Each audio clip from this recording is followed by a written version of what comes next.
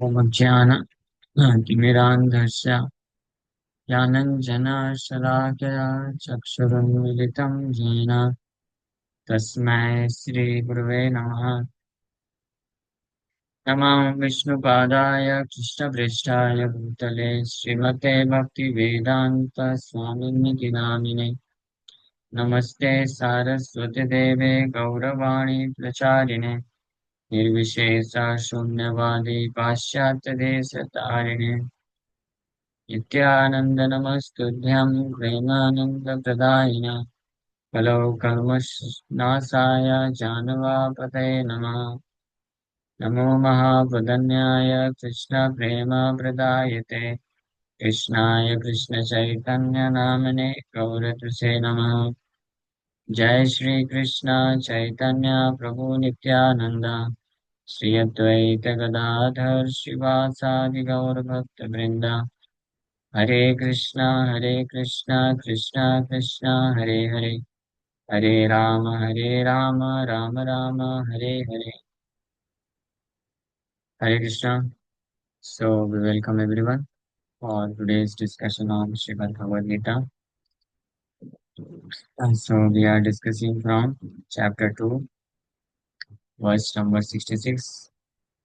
नास्ति बुद्धिरयुक्तस्य न च युक्तस्य भावना न च भावयता शान्तिर् अशान्तस्य सुतो सुखम्. So one who is not connected with the Supreme in Krishna consciousness can have neither transcendental intelligence nor a steady mind, without which there is no possibility of peace. And how can there be any happiness without peace? So the root cause of not experiencing happiness and the cause of losing the peace of mind is being explained by Krishna in this verse. So, one who has no transcendental intelligence can never expect his mind to remain steady. His mind will keep wandering. His mind will always remain in anxiety, stress, and in this way the mind will remain unpeaceful. So, anybody who desires to become free from the unsteady nature of mind, one wants to become free from this unpeacefulness situation of the mind. Or in simple words, if anybody desires to make his mind peaceful, peacefully engaged in Krishna's service, and anybody who desires to experience actual happiness, bliss of Krishna consciousness, so the solution is given here by the Supreme Lord Himself that one must uh, become connected with the Supreme in Krishna consciousness. So this is the process. So we already discussed this verse last 2 days. We'll read purport and discuss more about this verse. So unless I think we have read the purport and discussed this. So the final conclusion Sri Gopal writes, therefore one who is engaged without a relationship with Krishna is certainly always in distress and is without peace. So this we should always remember. Whether we are engaged materially or spiritually, but if we are engaged without having relationship with Krishna, so certainly we'll always remain in distress and will remain without peace. Uh, so if instead of making a relationship solid, our original relationship with Krishna, if we develop, maintain a relationship with anybody else, and we may be externally engaged in activities of Krishna consciousness, but it's still um, that will also not ensure that we remain peacefully satisfied, peacefully situated in serving Krishna. Um, so if it is sometimes seen that devotee who is although engaged in serving Krishna, chanting Hare Krishna Mahamantra from many years also, but if his mind is unpeaceful and if he is experiencing distress because of anything, Anything means anything. It could be anything. So the main reason is that means he has not yet developed his relationship with Krishna. Rather, he has developed a relationship with someone or something else. Suppose if I am a practicing devotee, so instead of making my relationship a solid relationship with Krishna, if I develop a relationship with objects of this material world or persons or people of this material world, so certainly my performance of devotional service will not give me happiness or it cannot relieve me from distress. At this point, we should always remember. Uh, Again and again, in Bhagavad Gita, Srimad Bhagavatam, everywhere, this point is being stated again and again that the real the process of becoming free from entanglement of this material existence is not just externally engaging in the activities of this activities of devotion service. Of course, that is very important, but not just externally engaged in the activity of devotion service is important thing. But the process is uh, to develop Krishna consciousness. The process is to engage in serving Krishna by any means, whether whether one is chanting Hare Krishna Mahamantra, whether one is hearing about Krishna or speaking about Krishna or serving Krishna by any means. So one should be engaged in such activities of devotional service in Krishna consciousness. That is the process. If we miss this process of Krishna consciousness, then even though we may be externally chanting Hare Krishna, or we may be externally preaching about Krishna, hearing about Krishna, serving Krishna, but if our consciousness is someone else, instead of Krishna consciousness, if we become something else consciousness, some object consciousness, money consciousness, name and fame consciousness, sense gratification consciousness, a boy consciousness or girlfriend consciousness, boyfriend consciousness, even in devotional aspect also, or position consciousness, or name and fame consciousness, fulfillment of material ambitions consciousness, so many consciousness. You can list down unlimited such consciousness, but still we won't be getting the inner satisfaction in the heart by serving Krishna, by chanting Hare Krishna. Still our heart will be distressed, depressed, and full of anxiety. So this is very important point. We should carefully note it down. If any one of you, in spite of chanting Hare Krishna, or hearing about Krishna, or speaking about Krishna, or serving Krishna, in spite of all these things, if we are experiencing lack of peace of mind or distress within, so we should reflect back whether we are following the process exactly or not. Hmm. How many of you, by the way, how many of you have experienced this? That although you are chanting Hare Krishna, but still, sometimes, maybe sometimes, not always, or maybe always also, or maybe sometimes, you still lack peace of mind, you still experience unsteadiness, distress, anxiety, dissatisfaction, hankering for something material. Yes, how many of you have experienced this? What about others? All are very much Krishna conscious devotees. Very nice, and it's good. Only two devotees have experienced this. Then you should always reflect. Am I serving Krishna? Am I chanting Hare Krishna? Am I hearing Krishna? Am I engaged in activities of devotional service? Or am I in the association of devotees for the purpose of becoming Krishna conscious or something else? So this we should always reflect and investigate within ourselves. So our heart, we should always look deep down within the core of our heart. Uh, what am I looking after? I am, although I am chanting Hare Krishna, Although I am mm, proposing so many things and desiring so many things in spiritual life, but what is there within? Uh, so still, am I maintaining the desire for sense gratification uh, in the form of means it may be in any form. It may not necessarily be in a sinful manner, but it may be in any form.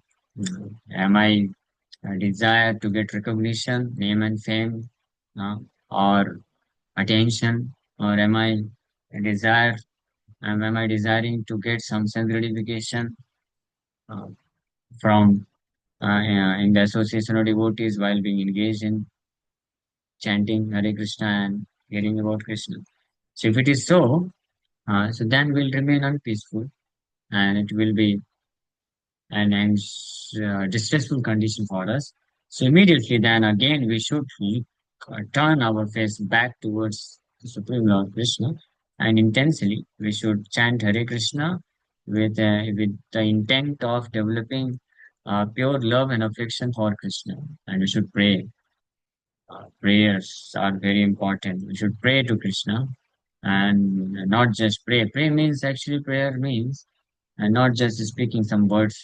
The prayer should come from the heart, and when the prayers comes from the heart, it manifests through eyes also, through words. It may or may not manifest through words, but it manifests through eyes. It manifests through our mentality, attitude, consciousness. Actually, one should cry, uh, if not through tears, but as at least one should cry from the heart. Crying from the heart means practically screaming. One should scream. Uh, One should cry loudly, just like sometimes when some of your desires are not fulfilled, you want something, you have some expectation to get something, you have some expectation from somebody, but if you don't get it, so how do you cry? How do you means very extreme? You become very anxious, very anxiously. You scream like anything. You cry, and you cry constantly within the heart. And externally, you may just show that you are very happy. You may have normal relationship with everybody, everyone, but internally you are very disturbed and you cry. Uh, because your expectations are not fulfilled. You wanted something, you didn't get it. Just like it happens sometimes. As a person, anybody who has certain desires to fulfill, and those desires cannot be means yeah means it cannot be manifested. Means everyone should not come to know.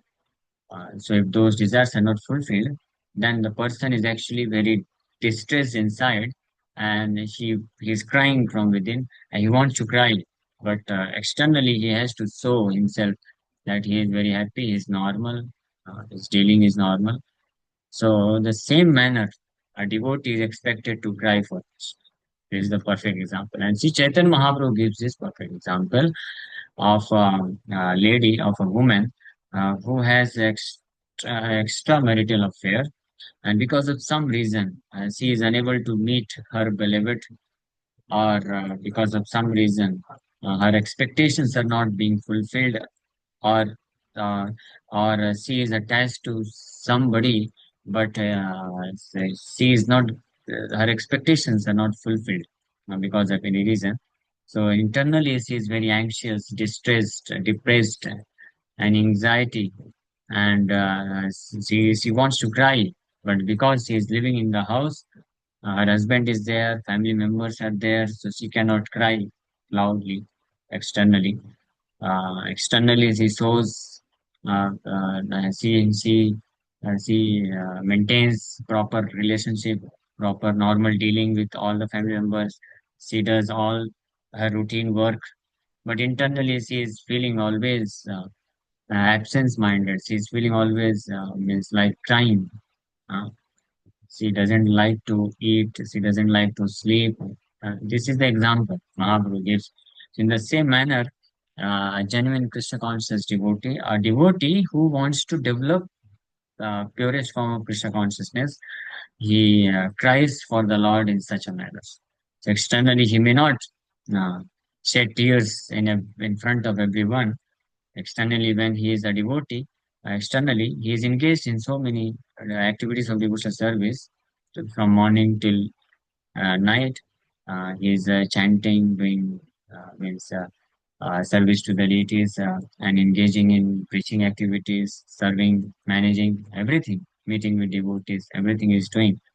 But this is all external, so he's doing. But internally, his heart is always remains dissatisfied and cries from within. My dear Krishna, please allow me to develop deep rooted affection for you and you only, to develop attachment for you and you only, to please grant me your purest form of Krishna consciousness. I hanker for this. So, in this way, a devotee is expected to cry for Krishna. Uh, it may not be necessarily that externally one should cry, and especially in front of everyone, one should not cry also. One should not shed tears. One who makes external show, yeah, he is considered to be a pakhandi. Pakhandi means a cheater, because he just wants to get some cheap recognition and adoration from public, in order to get some of his desires for sense gratification fulfilled. And so internally, something else is there within his heart. There is a deep-rooted desire to fulfill sense gratification. So internally, he is not crying for Krishna, but externally, he is crying for Krishna just to show off. But a genuine devotee, externally, he appears to be very normally engaged, not very happy also. A devotee, a genuine devotee, never show off anything. He neither shows off that I am very anxious for Krishna, I am crying, shedding tears, and also he doesn't show off that I am very happy, blissful in Krishna consciousness. No, he maintains a normal relationship with everyone, normal dealings with everyone. He is engaged in his material affairs. Suppose a householder devotee is there, so he may be engaged in taking care of his family, going to office, doing job, business, everything, and coming back and chanting, reading, externally everything. But his constant attitude remains while doing whether material activities or spiritual activities. Every moment is constant. This attitude remains internally, uh, and means to cry for Krishna. He cries, how long it will take for me to become fully absorbed in Krishna consciousness? How long it will take to develop Krishna consciousness? When will the holy name Harinam Prabhu will become merciful to me and agree to appear on my tongue and my heart? Mm. So in this way, he maintains his prayerful attitude. So that is called Krishna consciousness. So a devotee who, in this way, very eagerly desires to develop a firm relationship with Krishna, uh, uh, he can become Krishna conscious, and in this way, his performance of activities of devotional service will not put him into distress and without peace. No, he will become peaceful and free from all disturbances. Okay, so in this verse, Lord Krishna said, नास्ति बुद्धिरयुक्तस्य नाचायुक्तस्य भावना नाचाभाव्यतः शान्तिरशान्तस्य कुतः सुखम्. If somebody who is not properly engaged in Krishna consciousness, who is not properly connected with the Supreme, that means his consciousness is not Krishna consciousness. If he is not Krishna conscious, uh, if he is somebody else conscious, if he is something else conscious. Either it may be money consciousness or name, fame, position consciousness, material ambition consciousness, or a girlfriend, boyfriend consciousness, or husband, wife consciousness, children consciousness, or any type of sense gratification consciousness. Then He is not actually to be considered that he is connected with the Supreme. He is not actually connected. His heart is somewhere else. Just like it's very simple thing to understand. Just like uh, if you are meeting with a friend, you are talking with him, huh? But at the same time, you have your Android phone and you are chatting with someone else who is more beloved to your heart, uh, to whom with whom you are more attached, uh, then with whom you are connected. The person with whom you are talking face to face, the person who is not present there but somewhere else, but you are connected with him or her in chat. Yes, it's very simple to understand. Similarly, so when we are chanting Hare Krishna, engaging in any activities of service to Krishna, but even if we within our heart we are attached to somebody else, so we are not actually connected with Krishna, but we are connected to someone else. So if we are connected to someone other than Krishna, then it's very simple. The result will be miserable, and unsteadiness of mind, distress, anxiety, and peacefulness. Because you will get whatever uh, means with whom you are connected, you will get the same thing from the person which he has. Uh, and everyone in this material world has one thing in common, well, that is distress, anxiety, miseries. Uh, so you'll get that thing only. But if you get connected to Krishna, so Krishna is always blissful, peaceful, and free from anxiety, free from all lust, anger, greed, 100% purest personality. So if you develop consciousness for Krishna, so you will also become 100% pure-hearted soul. Your heart also will become fully freed from lust, anger, greed, and everything. But if you are connected to someone, especially someone who is not a devotee, that means 100% he is lusty, angry, greedy, and envious person. I am not saying this. Some of you may feel, oh, ऐसे कैसे बोल सकते हैं रोज उसके बारे में. She is such a nice person. She is such a nice girl. She may not be, or he may not be a devotee, but they are very nice. But you cannot judge. Bhagavatam cannot be wrong. See, in the previous Gita class, Hindi Gita class, we discussed this concept. येषां त्वन्तगतं पापं जनानां पुण्यकर्मणां ते द्वन्द्वमोहनिर्मुक्ता भजते मां शरणव्रता. Krishna clearly says, only a person whose heart is completely freed from all lusty desires, all sinful propensities, only he can become a devotee. He can engage in my bhajan, devotional service with determination. So vice versa, if somebody who is not, in spite of ample opportunity for practicing devotional service, if somebody is not taking to devotional service, that means his heart is polluted. His heart is filled with lust.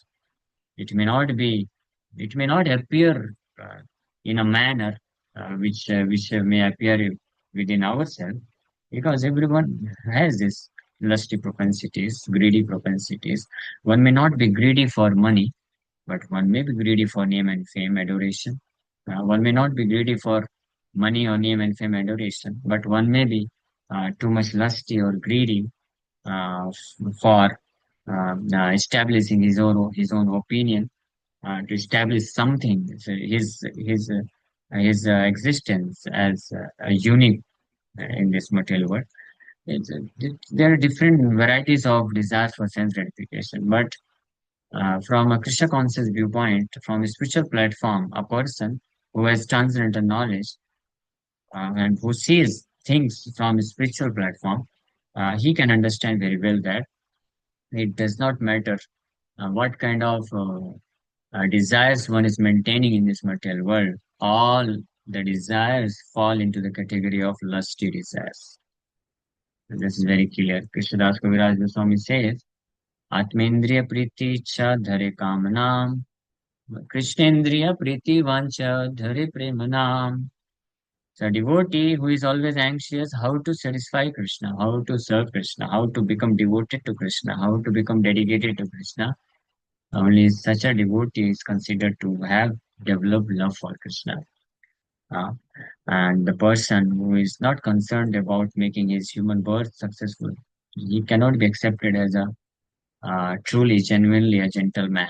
Bhagavad clearly says, I'll show you the verse.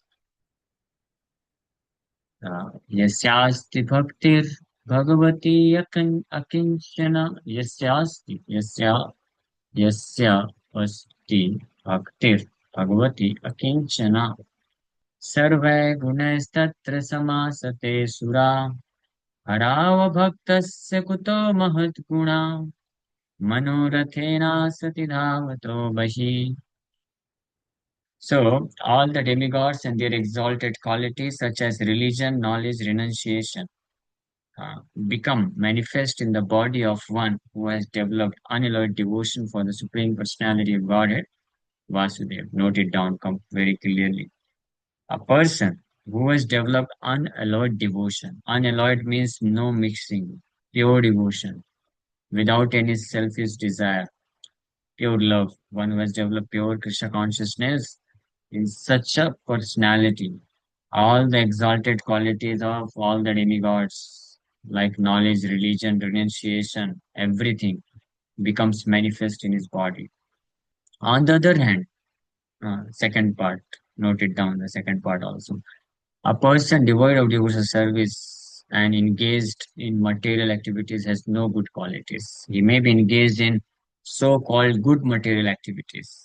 By the way, it is very hard to find even any so-called material good activity. It's very hard.